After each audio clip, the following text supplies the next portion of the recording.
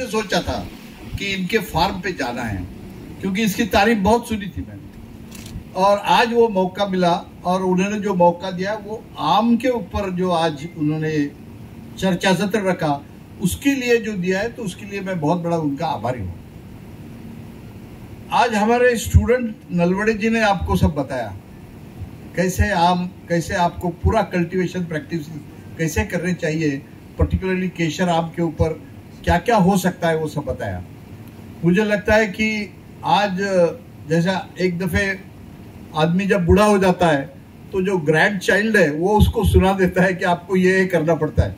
आज मैं grand father हो गया हूँ, ये हमारे अभी नौजवान आदमी है, उनसे मैं सीखा हूँ कि ये आम के बारे में ज़्यादा से ज़्यादा जो उन्होंने आपको इन्फॉर्मेशन दिया है वो बहुत ही अच्छी और अच्छे तरीके से उन्होंने बताया है।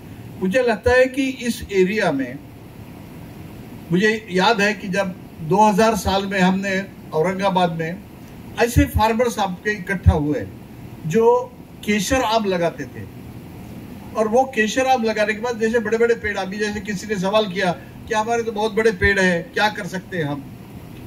उन्होंने पूछा कि हमारे भी आम बहुत बड़े बड़े पेड़ है, कभी कुछ साल आम आता है, कुछ साल आता नहीं, हम इसको क्या कर सकते हैं। तो हमने पहली बार आम एसोसिएशन ऑफ औरंगाबाद बनाया, और मुझे लगता है कि वो हमारा एक ट्रेडिशनल कंसेप्ट सा बन गया।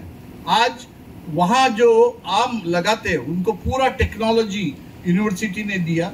हमारे एक मित्र है भगवान जी कापसे, शायद उनका नाम आपने सुना होगा, अभी वो विदर्भ में आए थे, वो मेरे स्टूडेंट थे, हमारे एम्प्लॉय थे।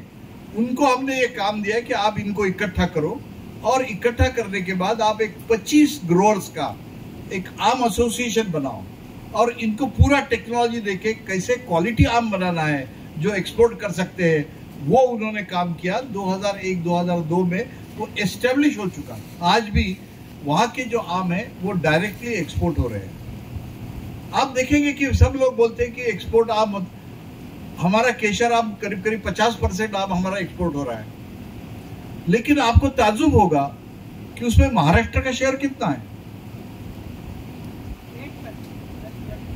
8 से 10% समझ लो है। बाकी 40% जो है शेयर जो है वो गुजरात के आम का है, क्योंकि ये जो टेक्नोलॉजी है, जो एक्सपोर्ट ओरिएंटेड आम प्रोडक्शन की टेक्नोलॉजी उन्होंने पहले से अवगत किया है, और उस हिसाब से उन्होंने प्रोडक्शन सिस्टम बनाया है। और उनका देखो, एक तो वैसे भी cooperative tendency in entire Gujarat, classical example है अमूल का है आपका, क्योंकि जब तक आप लोग इकट्ठा होंगे नहीं तब तक सबका इनकम बढ़ेगा नहीं, ये तो पता चला। नंबर 2, जब तक एक्सपोर्ट होगा नहीं इनकम बढ़ेगा नहीं, क्योंकि ये आप देशी मार्केटिंग कितना भी करेंगे तो profitability of any product is less. Government of India ने पहली बार बताया कि हमारा $50 बिलियन का एक्सपोर्ट है, हम वो $100 बिलियन का एक्सपोर्ट करना चाहते हैं। हम $100 बिलियन का एक्सपोर्ट किससे कर सकेंगे? हमारे इंडिया में सबसे ज्यादा स्ट्रेंथ जो हमारी है वो है फ्रूट्स एंड वेजिटेबल्स। हम, आपको ताज्जुब होगा, हम सोचते हैं कि हमारे पास व्हीट का प्रोडक्शन बहुत होता है, राइस का प्रोडक्शन बहुत होता है, 330 मिलियन टन हो जाता है, लेकिन आज आपको ताज्जुब होगा कि फ्रूट्स एंड वेजिटेबल में India number 1 in the world in production. आप सोचिए, फिर जब वो नंबर 1 है और सारा माल हम यही खा लेंगे तो हमारे फार्मर्स का इनकम कैसे बढ़ेगा। लेकिन उसमें एक दिक्कत यह है, हम जैसे हमारा केला है, केला हम एक्सपोर्ट करना चाहेंगे तो हमें कंपटीशन करना पड़ेगी हॉन्डुरस से। हॉन्डुरस का केला यूरोप में जब आता है तो वो बिल्कुल ग्रीन रहता है और उसके ऊपर एक भी दाग नहीं रहता, दाग। हमारा केला जो रहता है उसके ऊपर दाग रहता है। हम एक्सपोर्ट करते हैं रशिया को, और हम सोचते हैं कि हमारा एक्सपोर्ट बढ़ेगा कैसे जब तक आप कोई भी चीज की क्वालिटी नहीं बनाएंगे। अब मैंने जैसे आपको उदाहरण दिया कि हम फ्रूट्स एंड वेजिटेबल में ऑलमोस्ट नंबर 1 हो गए दुनिया में, लेकिन प्रोडक्शन में नंबर 1 होना और क्वालिटी में नंबर 1 होना, इसमें फर्क है। तो अब हमारा जो 2014-2020 साल से हम जो बात कर रहे हैं वो हम कर रहे हैं कि क्वालिटी एग्रीकल्चर प्रोडक्शन कैसे बढ़े। जो क्वालिटी प्रोडक्शन बढ़ेगा तब जाके हमारा एक्सपोर्ट बढ़ेगा, और जब तक एक्सपोर्ट बढ़ेगा नहीं तब तक आपका इनकम कितनी भी बात करो income of doubling of farmers, हमने तो प्राइम मिनिस्टर को ये भी लिखा भी है कि अनलेस हमारा एक्सपोर्ट डबल हो जाएगा तब तक हमारा फार्मर्स का इनकम डबल नहीं होगा। तो इसको आपको ये चीजें जो है ये सब इस पे इंटीग्रेशन करने की जरूरत है। आम के बारे में इसलिए मैं कहता हूं कि जो मॉडल कई जगह में हमने अभी मराठवाड़ा में, वेस्टर्न महाराष्ट्र में जो विकसित हो रहा है, वो मॉडल हमें गोंदिया में विकसित करना है। आज हमारे जो नलवड़े साहब का जो इंफॉर्मेशन आप दिया है, आपके पास बड़े बड़े पेड़ होंगे, आपको वो कट करना पड़ेंगे। उन्होंने कहा कि भाई 30% आज कट करो, 30% अगले साल कट करो। इन द मीन टाइम बाकी जगह में आप नए पेड़ लगाओ, और नए पेड़ लगाने से आपको, लोगों को क्या सोचता है, मैं जिस विलेज से आता हूँ वहाँ हमारे आम बहुत होते हैं बुल्ढाना डिस्ट्रिक्ट में। लोगों को लगता है कि आम का सीजन जो है वो सिर्फ समर है, जैसे आम लगता है तो बाद में हम आम खाते हैं और फेंक देते हैं। साल भर आम की निगाह रखने के लिए कोई भी सोचता नहीं है, साल भर। और आज नलवड़े साहब ने बताया कि आपको हर महीने में, जून हो, जुलाई हो, अगस्त हो, इवन आफ्टर हार्वेस्ट क्या करना भाई। आपको शायद पता है सबसे ज्यादा एक्सपोर्ट ओरिएंटेड आइटम महाराष्ट्र से कौन सा है? अंगूर। वी आर द बेस्ट अंगूर प्रोड्यूसर इन द वर्ल्ड। और हमारे प्रोड्यूसर कैसे बन गए? सिंपल फार्मर है। आप नानच के पास जाओ, सोलापुर में जाओ, नासिक के पास जाओ, तो वो सारा वेस्टर्न एरिया में जो एक ग्रेप ग्रोवर एसोसिएशन के जो मेंबर है, आप उनका नॉलेज देखो, उन्होंने क्या नॉलेज किया है। आज मैंने उनको जैसे बताया कि मुझे एक्सपोर्ट ओरिएंटेड 3 सेंटीमीटर का अंगूर चाहिए, 3 सेंटीमीटर का। तो बोले कि ठीक है सर, 3 सेंटीमीटर का अंगूर बढ़ाने के लिए जो टेक्नोलॉजी है वो आपको देंगे, वो they will do it. This is what is a call as precision farming. हम जो आम्ही नेहमी मराठीत सांगतो की तुम्हाला प्रिसिजन फार्मिंग काय आहे हे जर करायचं, कारण तुम्ही प्रिसिजन फार्मिंग कॉटन आहे, ज्वार आहे, बाजरा आहे, तूर आहे, याच्यामध्ये करणं शक्य नाही, कारण लार्जर पीक आहे। परंतु जिथे कन्फाइंड आहे, where you have small crop like mango, त्याच्यामध्ये तुम्हाला शक्य आहे। आणि 1 acre of mango if you produce annually with all care, जैसे साल भर आप केयर करेंगे, तो I give guarantee you that आपको 4.5 से 5 लाख का आधा एकड़ में बेनिफिट मिलेगा।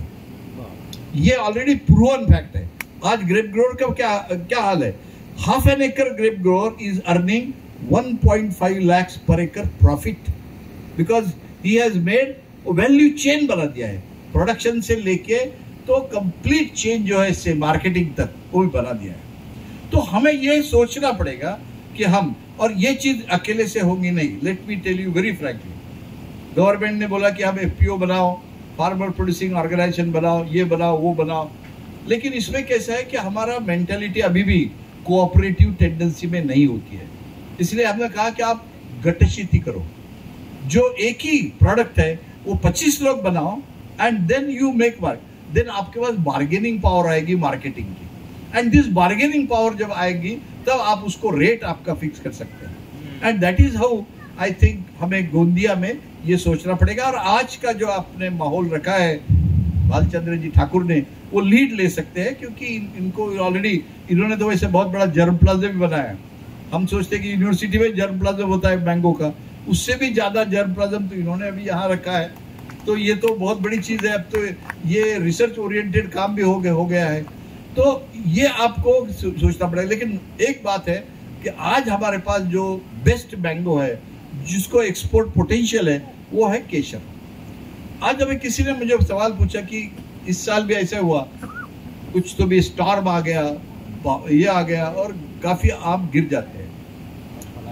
अब नलवड़े साहब ने जो बताया कि आप जब हाई डेंसिटी प्लांटिंग करेंगे, हाई डेंसिटी प्लांटिंग में आप जैसे 1 एकड़ के ऊपर अपने हाई डेंसिटी प्लांटिंग किया 14/3, बराबर है ना, 14/3 प्लांट। इसमें आपको धोखा जो है वो सबसे बहुत कम है विथ एनी स्टॉर्म। और उससे भी आप, if you can protect them, आप एक साइड जहां हवा हमारी बहती है, वेस्टर्न साइड से if are you protected by wind, हमारे जो विंड ब्रेकर्स रहते हैं प्लांट, वो आप लगा देंगे तो आपको वो भी तकलीफ नहीं होगी। नहीं तो आज सबसे बड़ा प्रॉब्लम यही, जो ऊंचे झाड़ है उसमें कुछ नहीं कर सके, many farmers are losing mainly because of the fact कि हमारे जो पेड़ है इतने ऊंचे ऊंचे है, उसके ऊपर से हम जब ये आ जाता है, हवा आ जाती है, स्टॉर्म आ जाता है, बारिश आ जाती है, तो उसका नुकसान बहुत होता है। तो ये भी एक कम करना पड़ेगा।